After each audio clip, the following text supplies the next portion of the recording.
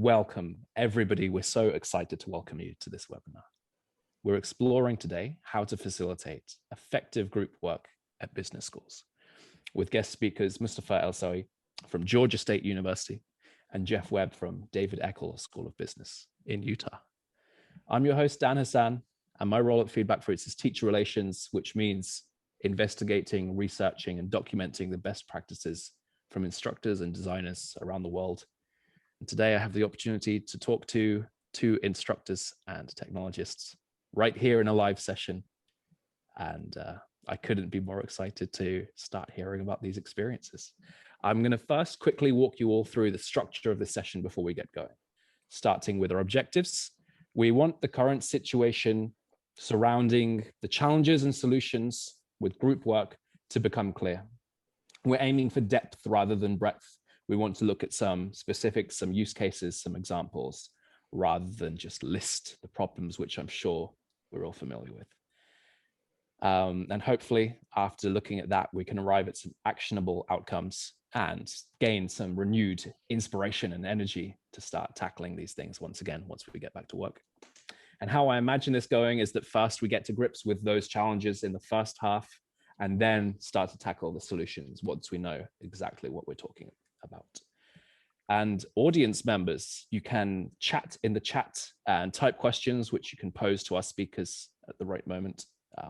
My lovely colleagues, Abdullah and Irmak, will be passing along chat questions to me so I don't miss anything.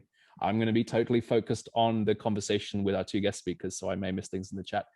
That's why we have the three of us, Abdullah, Irmak, and myself here today.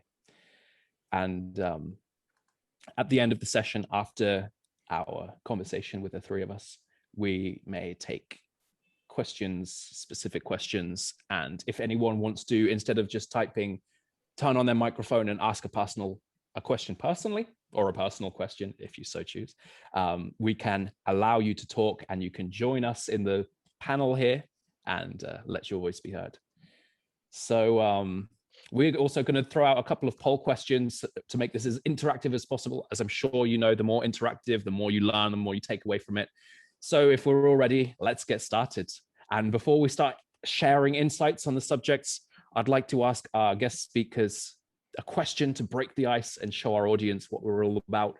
So could you tell us first, what started your interest in education, and why is group work important in business education in the first place? Mustafa, may I start with you? Oh, absolutely. Can you hear me? Yes. Okay.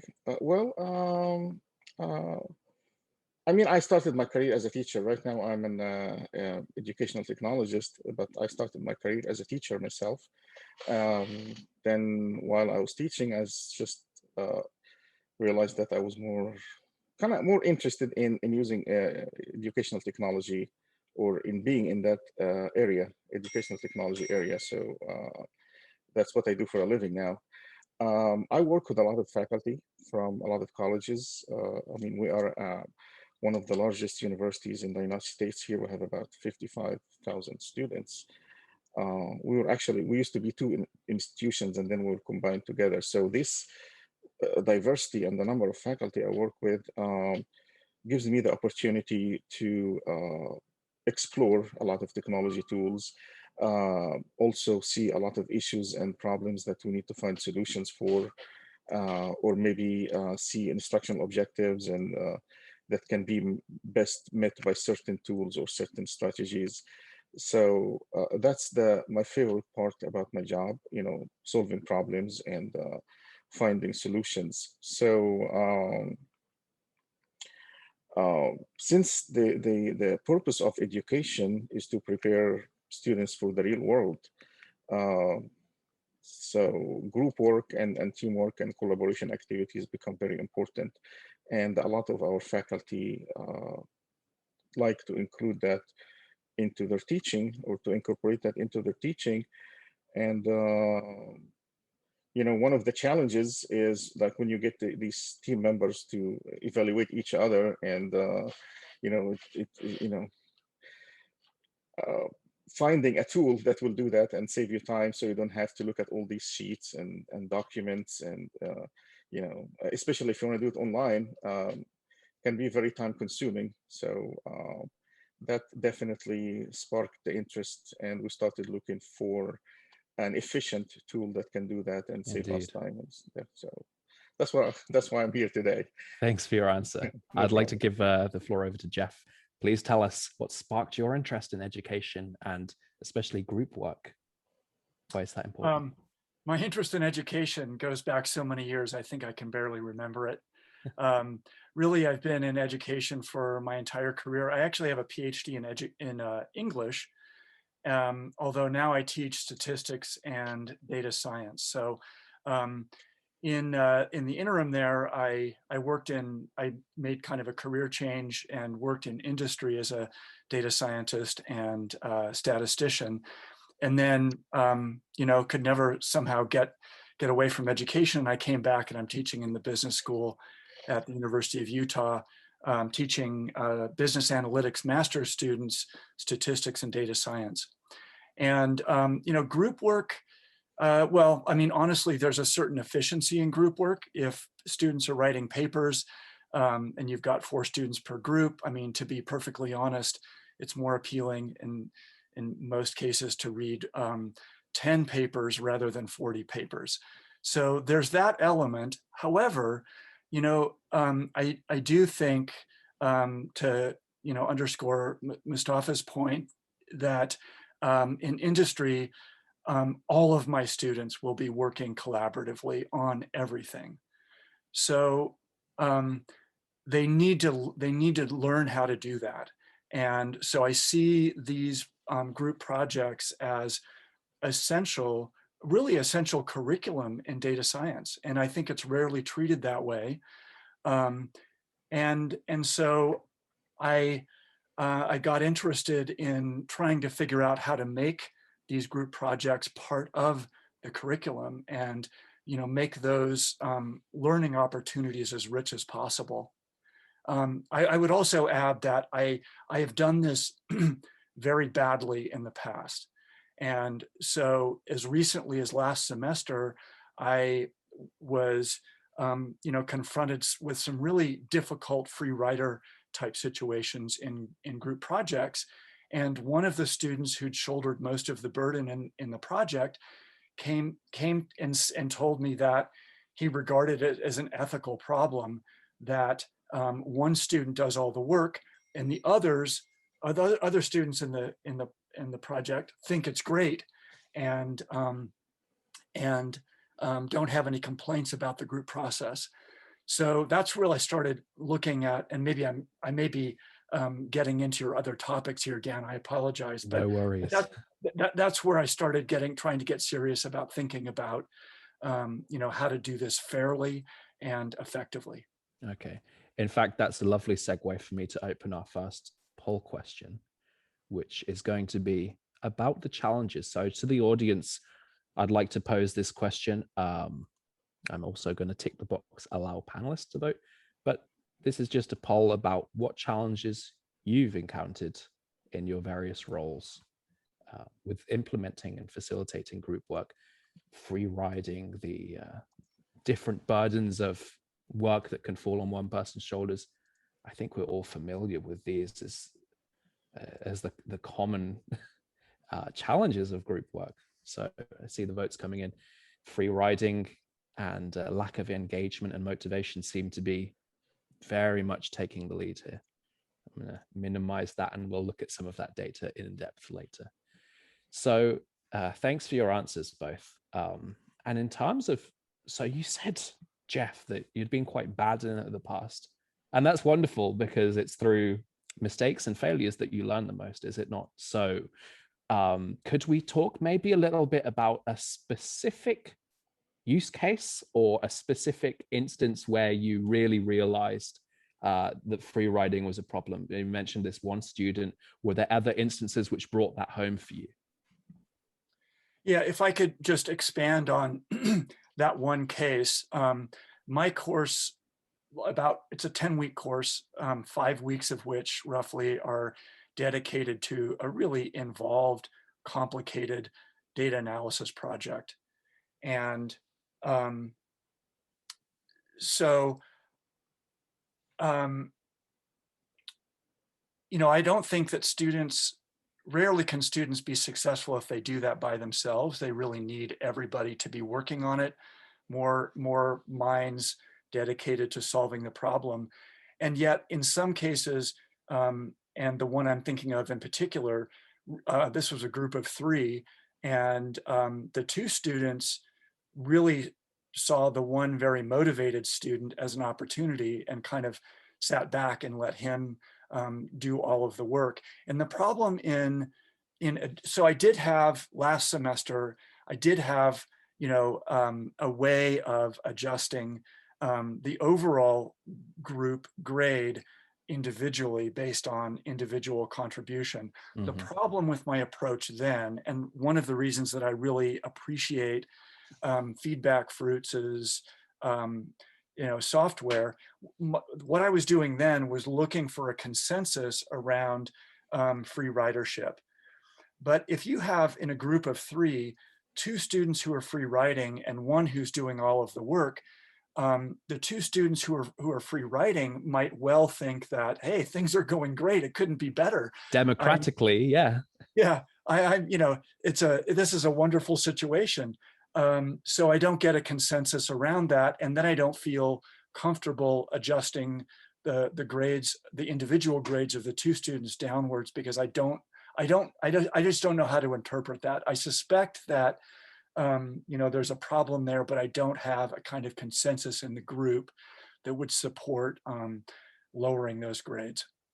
Indeed. And I'd like to just ask one more detail about this instance, and that's about the summative assessment of collaboration skills. Now, in some courses, learning objectives specify that you will be developing teamwork and interpersonal communication skills, and you will be graded on those. And so if a group project is graded on the balance of work, the distribution, the participation, that can sometimes incentivize students to pull their weight a little bit. But in your situation where you had one person pulling the others behind, how was the assessment and the grading weighted in that case? Do you remember? Yeah, so I think you're absolutely right that setting this up in advance in the syllabus, for example, or with some kind of discussion is essential for setting student expectations around grading practices. In this case, I did, I did say that that there would be individualization of grade based on contribution, but because I didn't really have much in the way of a structure, much in the way of a structure around grading, I didn't really get great, response from students as in that respect. So, just as I say, I have not been very good at this. And I also, just to add a detail to that, I don't think many people are very good at this. Some are, and I give them, congratulations for that. But I'm also the capstone manager for the MSBA program, and I talk informally to students a lot. And I've been quite interested to learn what the practices are in our program around group work. Almost all of our classes include group work, but from what I can gather and talking to students, the grading practices are all over the map. It's really quite shocking, really. So I think if I have to identify low-hanging fruit in our program, I would put group member evaluation at the top. Okay, I definitely want to go deeper into this, but I'll ask Mustafa, are you good at this? No, I'm definitely not. I don't know many people who are, to be honest with you. And I think back to what Jeff was saying, it's difficult to be objective. There has to be a level of subjectivity when you do it this way. But with a tool like Feedback Fruits, for example, because the way it's so organized and so systematic, it takes this subjectivity out of the picture. And it provides like solid, clear grades, and it saves a lot of those awkward conversations that some students want to have after that, like, why did you give me that grade, or why did you give me a low score on that assignment? You have something to go back to and say, okay, well, you worked with these 3 or 4 other people, and that's how they evaluated you and evaluated your contribution to the team. It's not much I can do about this. It's not me. It's your team. So it makes it easier for the faculty to grade group work projects. Indeed. And have there been any particular problems, surprising or exceptional examples that you've encountered? I mean, it happens all the time that you have faculty saying that we have students that trying to get a free ride. I mean, it happens to every group. But for you to be able to pinpoint that and target it specifically in a clear manner with enough data to support your judgment is difficult when you're trying to do that by having the students fill out spreadsheets or a Word document or something. You have to have enough justification and enough data to be able to say, you know what, you can't get the same grade like everybody else because you did not contribute as much as everybody else on the team. Okay, particular to, and I'm sure you've been talking about especially the COVID situation, but particular to the move to online, Mustafa, we talked a little bit about this already, that some aspects of group work, such as equal accessibility to comment on things online, some aspects of group work have become easier, have become more inclusive with the move to online, but some, like not knowing what's going on with groups because it's all going on behind the screen and you don't have a physical observation possible, some have been made more difficult. Have there been particular challenges from the move to online that you've encountered? Oh, the question is for me, right? Please. Okay. Well, as bad as COVID is, I mean, it's a global pandemic. It's a disaster. So it's been a very bad thing. But in the area of instructional technology, I hate to say it was a blessing because we were able to get a lot of faculty to move online and to use strategies and tools that they have not used before, and they realize that, oh my God, I can save a lot of time by doing this, or I can maximize my class time by doing that. So, but it also exposed some of the weaknesses in the strategies that were being used before. And it also posed new challenges for things that faculty used to be able to do easily in a face-to-face situation. Now they're having to do that online. So one of those things is group work and team member evaluation. So, when that happened, we started looking for solutions. So we started looking at our current inventory, what we have at this moment. We did not have a tool that was designed specifically for that. So our first course of action was trying to tweak some of the existing tools to get them to do something they were not designed to do. So we tried so many different approaches, from using the quiz tool in the learning management system. We happen to have D2L at Georgia State. That kind of produced some reports, but they were all over the place, and it took a lot of work to go through these reports. Go ahead. I wanted to ask you that obviously wasn't just your experience, but probably faculty-wide. What was the feeling? Was there frustration among faculty about the lack of tooling available? What did you sense on campus or on the digital campus? There was definitely a level of frustration. They did not necessarily express it as frustration, but it's like, okay, what am I going to do now? I have to evaluate these people. And the tools that we're using right now are very time consuming. For example, if you have them, if you have like, a bunch of questions or scale on a Word document, and you have each student do that for each team member, and then the instructor will download all of that and go through them and try to come up with a score. for each student, that is, in my opinion, that is brutal. I mean, really, in addition to grading and other things that faculty have to do, that's the last thing they're going to want to do, you know. And Mustafa, you're a learning technologist, so investigating and being creative with tooling and solutions is, I assume, towards second nature for you. And Jeff, as a professor, what kind of feelings were you and your colleagues encountering when it came to this fast transition online? It was difficult, especially for in-person classes where I'm, actually at the University of Utah, we continued in-person classes in some form, but it put a huge, hugely increased reliance on technology. And did you have particular new hires or people step up to new roles to help with that coaching, sometimes it's called, or the technology training?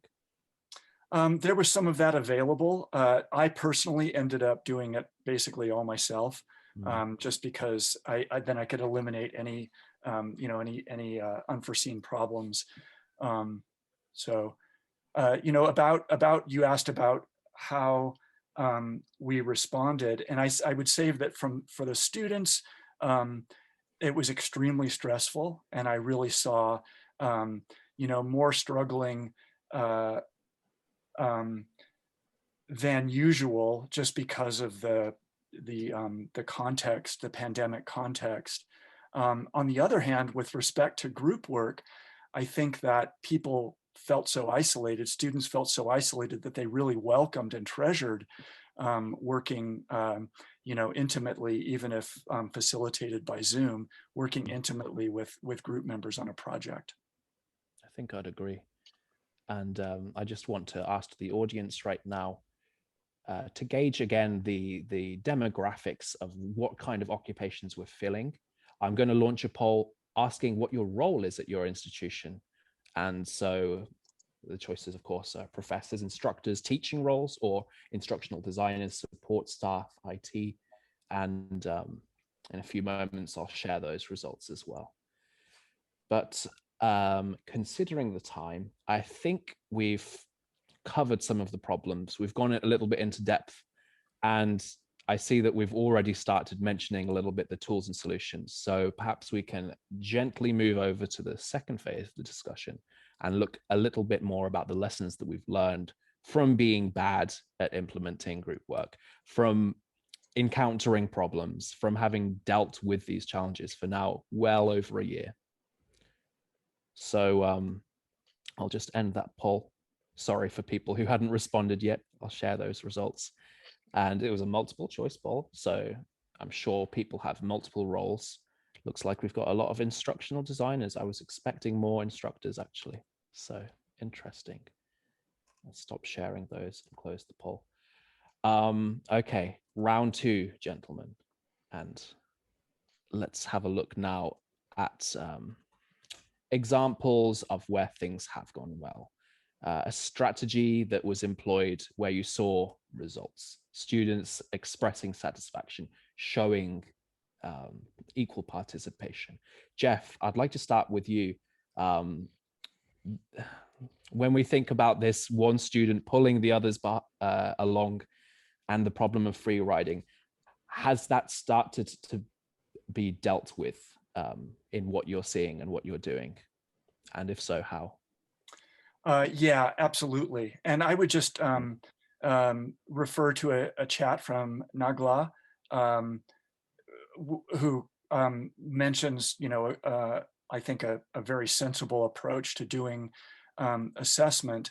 When I was doing that, trying to get a handle on who was free riding in order to adjust the overall grade individually, not only did it not work very well, but that was for me.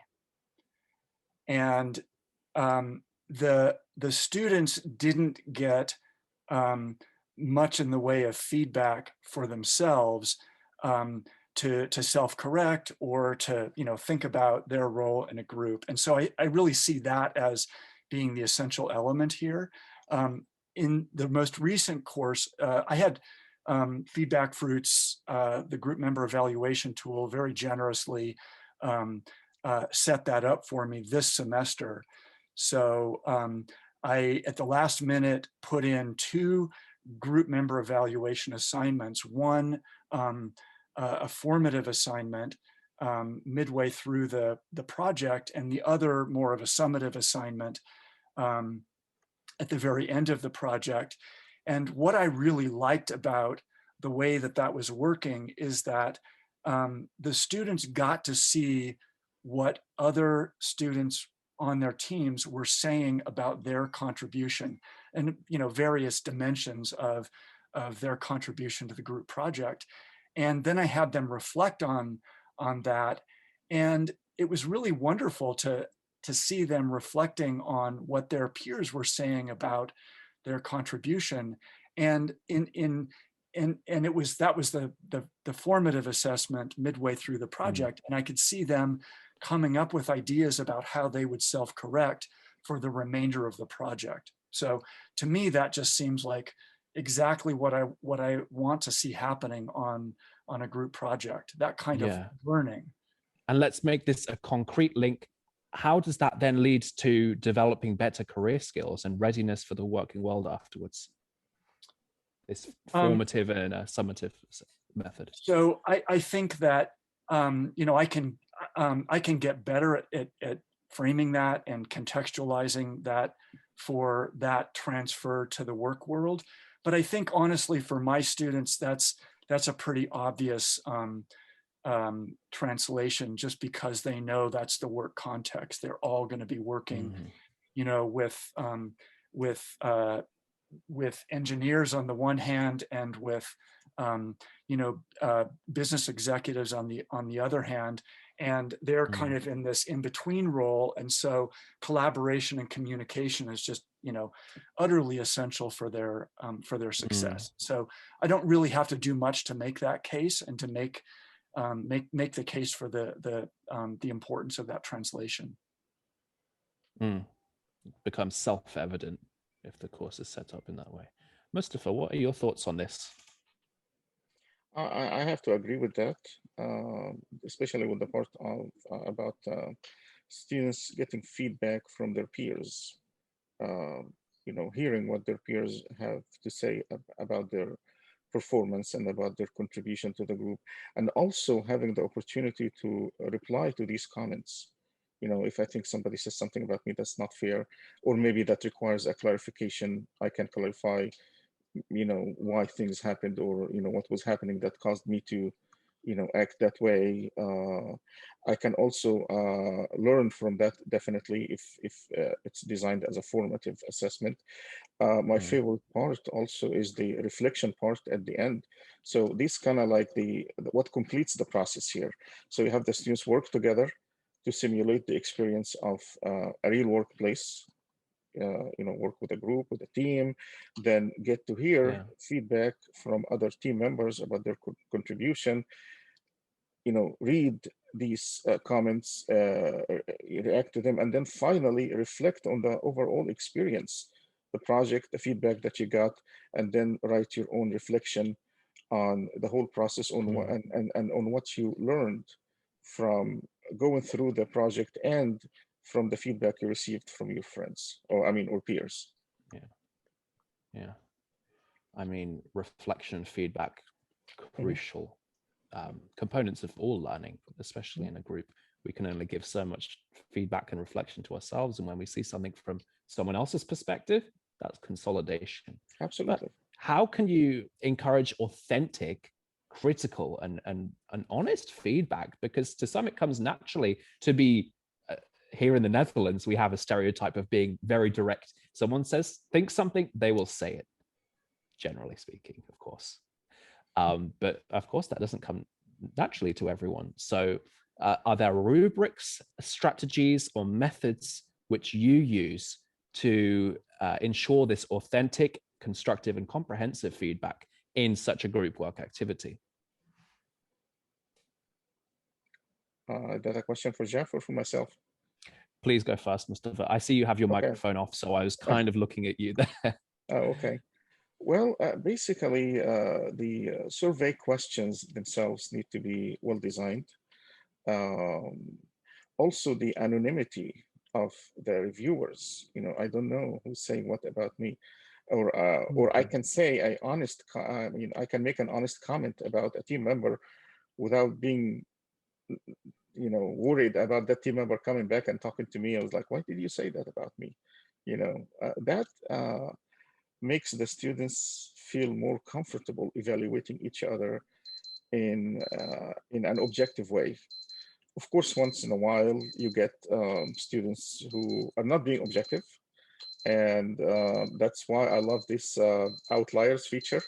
It uses artificial intelligence to tell you if somebody's being overconfident or if somebody is, overrating themselves and, down rating everybody else to make themselves look like they did most of the work or something. So that also is a very nice feature to have, because it helps you detect patterns like that.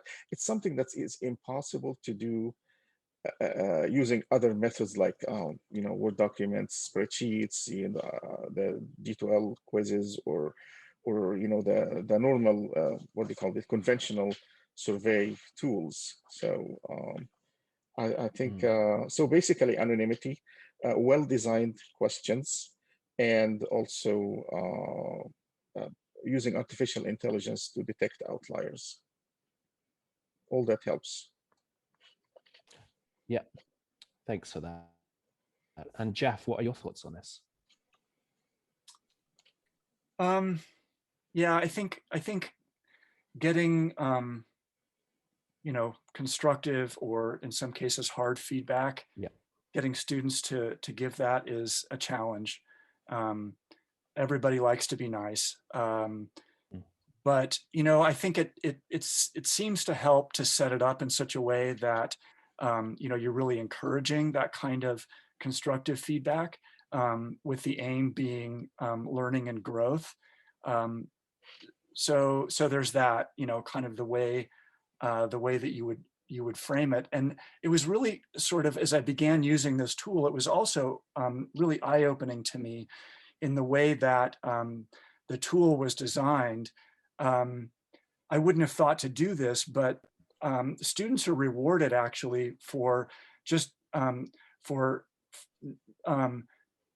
rewarded and not penalized. So they're rewarded for giving feedback. And I think the worry about, and you can adjust all of these parameters in the tool to weight different things differently. But if you're rewarding students for just giving the feedback, then when they're giving the feedback, they're not worried that it's going to really negatively impact the student's grade. Now, in my summative assessment, I weighted the feedback from other students more heavily. But in the formative assessment, I really put the emphasis on giving the feedback. And so I see that students are quite sensitive to the notion that they might be hurting another student's grade.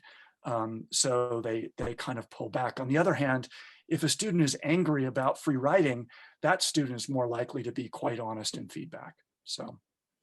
And in terms of setting up, how much preparation and instruction do students need in order to be able to learn these, the skills and also the attitude towards giving constructive feedback? Jeff, please. Yeah, that's a great point. And I think I can do better than what I've done. So far it's just been a setup, some text at the beginning of the assignment. But I think it needs to go in the syllabus. I think it needs to be foregrounded within the class. As a preface to some of these assignments, it needs to be justified and motivated.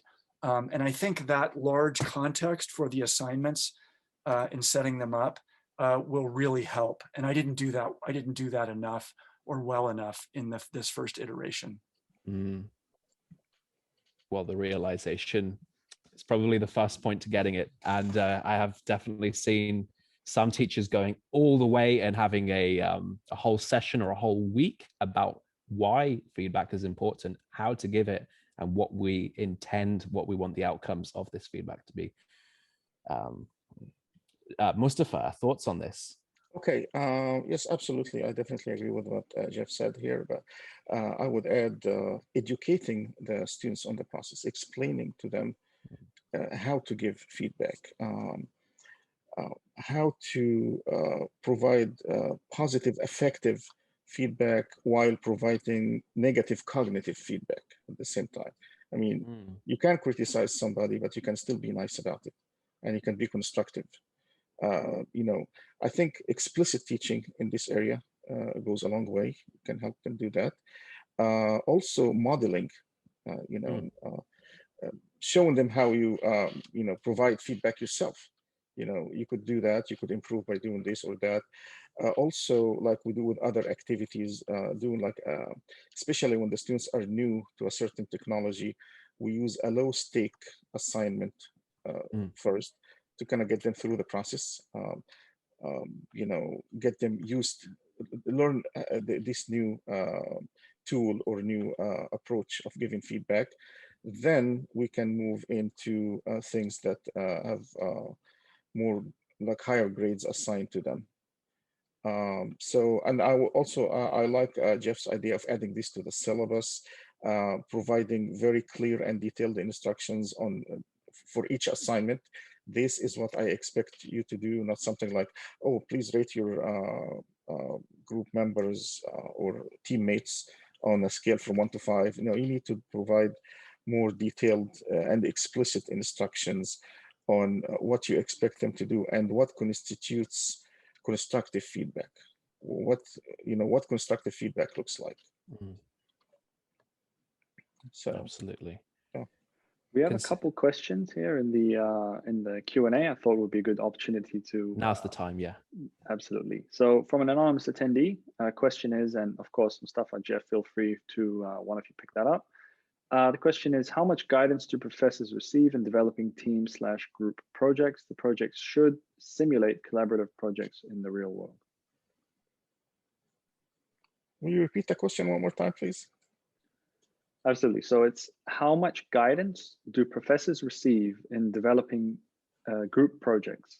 The project should simulate collaborative projects in the real world. Jeff, you wanna share your perspective? Oh, sure. Yeah, I would just ask guidance from whom? We're pretty much on our own. So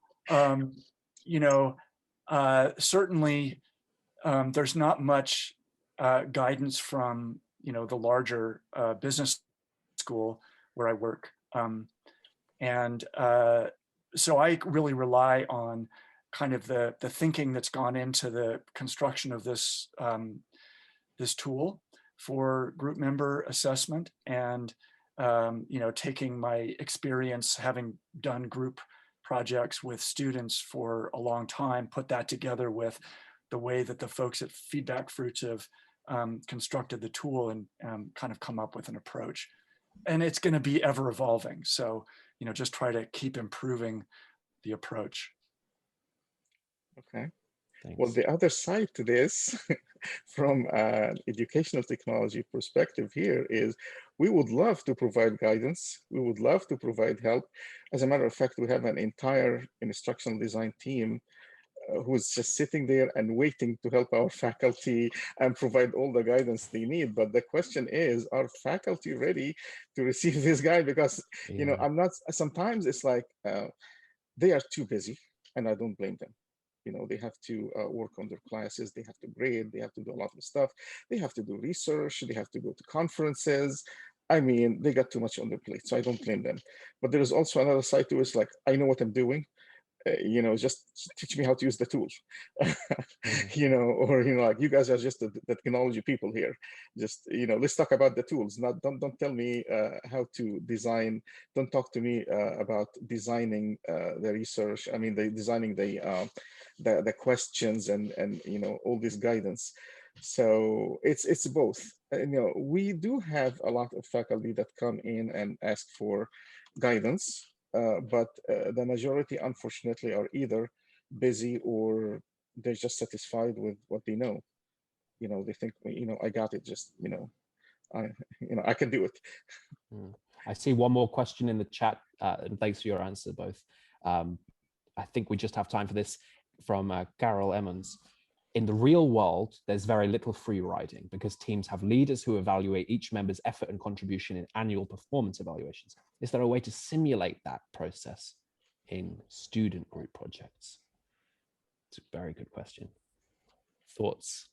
Jeff, I see you nodding. Yeah, that is a good point. I think the key difference there is what's at stake. If you're in the real world, you're getting paid for the work that you're doing and you're highly motivated to remain employed.